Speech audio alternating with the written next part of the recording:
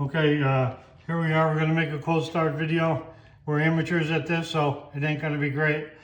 But motor has not been run today. It's as cold as it can be when it's 75 degrees outside. So here we go.